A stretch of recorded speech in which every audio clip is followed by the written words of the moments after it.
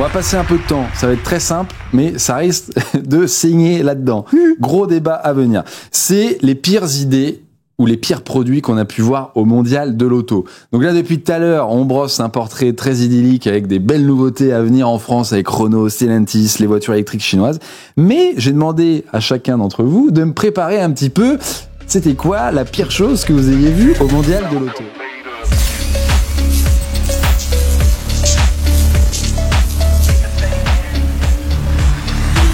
Et on va commencer par toi, JB, qui nous a trouvé un spécimen qui est hallucinant, mais c'est une voiture qui est vendue en Europe. Exactement. Alors, ça s'appelle la M-Aero 1. Vous n'en avez pas entendu parler? Non. C'est normal. C'est une M-Aero, c'est une sous-marque de Dongfeng, qui est un gros groupe chinois. Dongfeng n'était pas présent au mondial. En fait, c'est le Crédit Agricole sur son stand qui en a amené un. Le M-Aero 1, c'est un peu tout ce que je déteste, ce que je hais sur une voiture et encore plus sur une voiture électrique. Je ne sais pas si on aura les images, mais en gros, c'est une 4x4 immense. Voilà, c'est ça. Donc, on a des lignes qui sont fines, hein, qui sont délicates, c'est élégant, c'est raffiné, c'est 5 mètres de long, 2 mètres de large, 2 mètres de haut. Je vous laisserai faire votre avis. Je précise que c'est du second degré au cas où. Ouais, voilà, bref. Je trouve ça extrêmement laid. C'est 1088 chevaux. Wow, ah oui. Voilà, c'est une batterie de 142 kWh, ce qui est complètement démesuré. Déjà, arriver à 100 kWh, c'est immense. Alors, 142, bref. On pourrait s'attendre avec une batterie tellement grosse qu'on a une autonomie incroyable. On a 450 km. 450 km, c'est une autonomie qu'on a avec une batterie de 60 kWh à peu près. Là, on en a 142. Vache! Voilà, donc à l'intérieur, c'est plein d'écrans, c'est vraiment, enfin, ils mettent tout. Ok. Ça pèse combien? Ça pèse 3 tonnes 4. Oh là là! C'est ce qu'il faut. Donc voilà, c'est chaud. Et ça, c'est vendu en Suisse, non? C'est vendu en Suisse. ok, Voilà, c'est vendu en Suisse plus de 150 000 euros. Oh wow. Enfin, l'équivalent, parce qu'évidemment, l'équivalent de 150 000 euros. Le dernier truc, c'est la charge. On pourrait s'attendre que pour 150 000 euros, on est vraiment les derniers gadgets, une charge en 10 minutes, machin. Pas du tout. On passe de 30 à 80% en 47 minutes. Oh la vache, ah oui, faut pas être pressé en plus, quoi. Donc voilà, déjà, on parlait de la Renault 5, on est, oh là là, 30 minutes, c'est beaucoup. Là, on est à 47 minutes, enfin, c'est...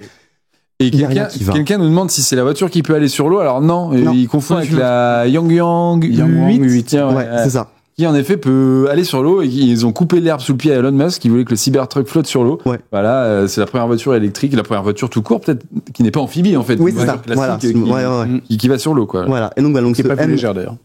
Non, oui, c'est ça. C'est pas, ouais, on est aux 3 tonnes. Dans les mêmes eaux. Hein. C'est ça.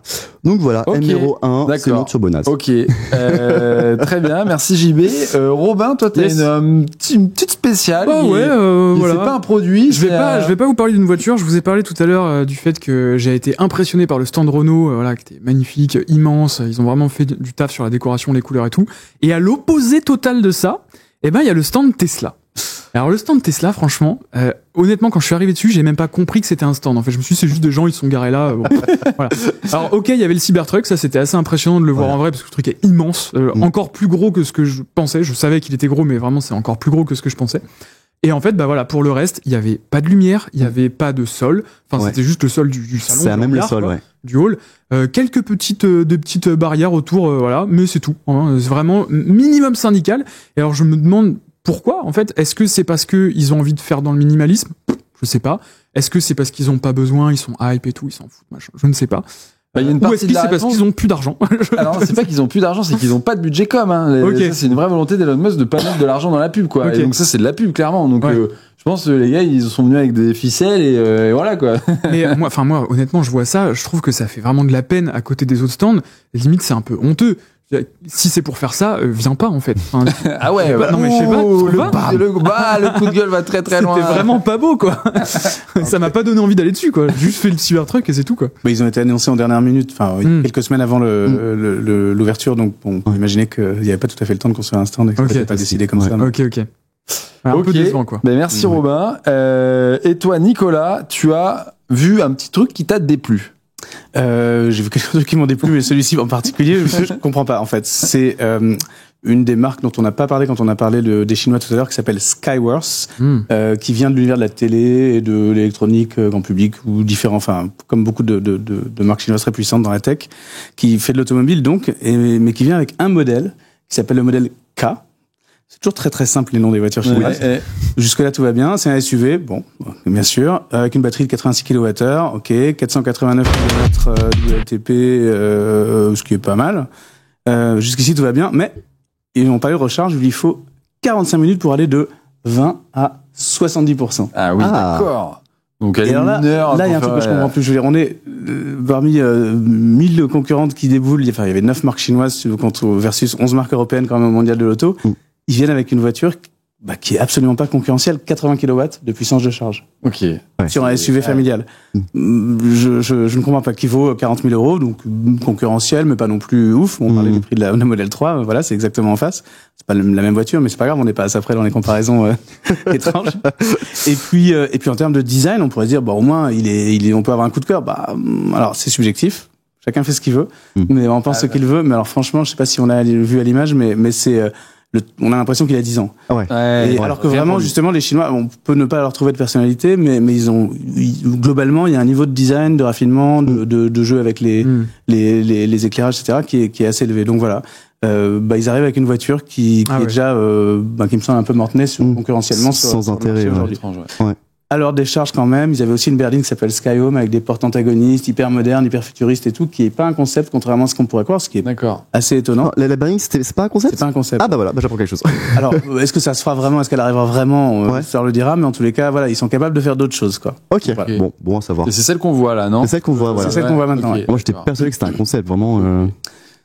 Bon, à voir s'ils la produisent en série, en grande série, du moins, mais ok. Est-ce que tu arrives à lire ce qui est à l'écran? C'est vrai qu'elle avait plutôt de la gueule, celle-là. Franchement, mais même tu vois l'intérieur, enfin, c'est fou, quoi. T'as des écrans partout, t'as des machins, c'est hyper futuriste. Mais la réalité, ça c'est dans les rêves, et dans la réalité, t'as le modèle K. Voilà, c'est ça. Et David nous disait dans le chat, David Noguera, donc qui est journaliste, qui a écrit quelques papiers pour nous, que la réponse officielle de Tesla, je sais pas si c'est second degré ou pas, c'est que ce sont nos voitures qui assurent le show. Et peut-être, c'est bien le. C'est une réponse Tesla, ouais. C'est bien le style de Tesla. Oui, c'est pas faux. Ils sont mignons. Ouais. C'est en effet, tu vois le Cybertruck, t'es attiré, c'est un aimant. T'as pas besoin de couleurs. Et en fait, j'ai rien vu d'autre. C'est ça qui s'est passé. T'as pas vu les 2 sièges supplémentaires de la modèle Y qui est présenté en exclusivité. Ah, il y avait un lancement officiel Tesla, le modèle Y cette place. Et j'ai failli le louper, en vrai. J'allais partir et la RP me dit attends, t'as vu l'exclu? Et tu sais, je regarde. La modèle Y. Ouais, mais t'as vu les sièges? Oh, ok. Est-ce que tu as poussé le vis jusqu'à monter? Ouais, je me suis installé. Je me suis installé à bord. C'est chaud, hein. C'est chaud. Alors, en plus, je fais 1m84. Est-ce qu'ils ont fermé le haillon? Non, j'ai eu peur. Et je lui ai dit, et le RPTSA me dit, moi, je suis quasiment aussi grand que toi. En effet, il doit faire quasiment la même taille. Et en fait, vu que c'est creusé au niveau du pare-brise arrière, là, enfin, de la lunette arrière, a priori c'est ok, mais j'aimerais pas avoir un choc ou un dodan où tu sais, hop, comme ça, parce que je me claque, hop, ça te rappelle à l'ordre, quoi. Mais bon, c'est plus pour les enfants ou les petits adultes, quoi. Oui, c'est ça.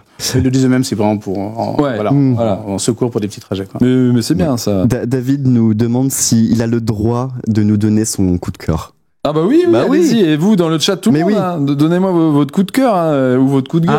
Je crois qu'il parle du concept japonais. THK. Ah ouais, d'accord, ok. Il y avait une marque japonaise. Enfin, un équipementier japonais, parce qu'aucune des marques japonaises, quand même, n'était présente. Ouais. C'est vrai. Fou, ça. Pas Toyota, Honda, Toyota, Nissan, Lexus, tout ce que vous voulez, personne. Vous voulez mon avis, les gars, ou pas? Mais oui, je t'en prie. Bon, allez. Mais moi, vous savez, je pars en guerre parfois contre certaines choses qui m'horripilent. Et s'il y a bien quelque chose qui m'énerve en ce moment, c'est l'hydrogène. Ah ouais. Et Renault est arrivé avec un concept à hydrogène, alors que je trouve magnifique. Le Renault emblème, c'est clairement mon style, une belle berline comme ça, etc. Je lis les specs, je vois batterie de 40 kWh. Bon, écoute, pourquoi pas, petite batterie. Et là, pile à combustible, hydrogène. Et là, non. Et pourquoi non? Mais je vais vous expliquer. Parce que ce n'est pas le futur, c'est déjà le passé. Non, on n'a pas le droit de faire ça. Parce que, alors, vous irez voir sur Frandroid, on a fait beaucoup d'articles sur l'hydrogène. C'est très technique, mais très pragmatique. Ce que je veux dire, c'est que une voiture à hydrogène consomme à peu près 3 fois plus d'énergie pour parcourir la même distance qu'une voiture électrique. Tout ça à cause de l'hydrogène qui doit être stocké, qui doit être produit et qui doit être converti ensuite en électricité. Il y a beaucoup plus de pertes. Voilà, il y a beaucoup de pertes parce que dans le process, il y a beaucoup d'étapes différentes dans lesquelles on perd des choses. Et en effet, le rendement, c'est autour de 25%, tout compris. Vraiment, bon, mais tout compris, c'est-à-dire vraiment la création de l'énergie, le stockage, etc. Pour une voiture électrique électrique, on a 75% à peu près, tout compris. Hein. Le moteur, c'est 95%, mais faut vraiment tout c'est prendre en impressionnant compte. la différence. quand Voilà, même. c'est 3 fois plus, en gros. Donc, c'est pour ça que je dis non, puisqu'ils nous disent, mais on va pouvoir parcourir 1000 km avec cette belle berline, puisqu'il y aura une petite batterie de 40 kWh, qui est déjà une belle batterie quand même, puis ensuite un gros réservoir de quelques kilos d'hydrogène pour prendre le relais. Et moi, je dis non, sortez cette voiture, oui, mais avec une batterie, elle est de 60 kWh, et ça suffit. Et puis j'ai un peu l'impression que l'autonomie c'est même pas un vrai argument parce que j'en sais rien, je connais pas 36 voitures, mais la Toyota Mirai, je crois que c'est d'hydrogène, Ouais. et Ouais, c'est un peu une merguez quand même. Hein. Ouais, en ça plus- fait 400 bornes quoi, donc. En fait, l'argument, c'est que tu la recharges dans 5 minutes, quoi. Après, il faut pas Ouais, faut que juste tu- trouver la station. Voilà, C'est juste alors, ça le il faut problème. trouver la station, qu'elle soit ouverte, qu'elle soit pleine, enfin, ou qu'elle soit pas vide, et que le pistolet ne gèle pas à cause de l'hydrogène, justement. Et ça arrive souvent, quoi. Les VTC qui disent, j'ai été obligé d'attendre, etc. Oh la vache. Bon, Moi bref. j'ai perdu un doigt. Voilà. Ah, mais l'hydrogène, il y a surtout de l'avenir pour les transports lourds, pour Oui, les camions, voilà. pour les Pour les même usines, trains, les pour, bateaux, ouais. les usines, Non, les bateaux, pour créer de l'acier, exactement. Faut pas perdre son temps selon moi, en tout cas, pas selon moi d'ailleurs, c'est pas moi qui le dis, c'est Musk, c'est le patron de MAN, les camions MAN, là, enfin, tout un tas d'acteurs qui le disent. Puis énormément de scientifiques aussi. Il y a énormément Oui, bien sûr. d'études, machin, Bien qui sûr. disent, bah, C'est pas juste un avis, quoi. voilà, Parce c'est que ça. Jean Covici n'est pas trop pour l'hydrogène non plus. je Non, non, Ah, Jean-Marc. Ouais, personne.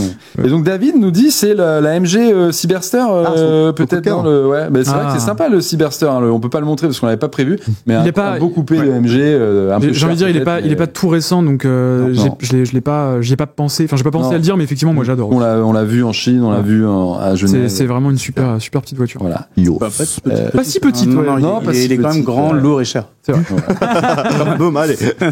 Mais bon, c'est sympa, un Mais c'est cabriolet, sympa. voilà. Et effectivement, il y en a C'est le seul, quoi. pas aujourd'hui, pas encore. Franchement, bah en fait, t'as Il y la a eu des- Maserati Gran Turismo Ah ouais. cabriolet, mais qui vaut 250 000 Il y a euros. Polestar qui a montré quelque chose. Ah mais qui oui, est pas- C'est un concept. qui est pas Tout à encore fait, là. très belle, ouais, ça Ouais. sort ça. Le 5 ou 6, je ne sais plus. Mais il y aura des choses. Et c'est vrai que, de manière générale, un cabriolet en électrique, enfin, ou une décapotable, c'est pas bien, quoi. Bah ouais, ouais. C'est quand même plutôt C'est sympa. très cool. Franchement, Je rappelle qu'on a eu les cabriolets diesel, quand même. on a eu les 206, les Peugeot 206 en diesel, ouais, c'est vrai.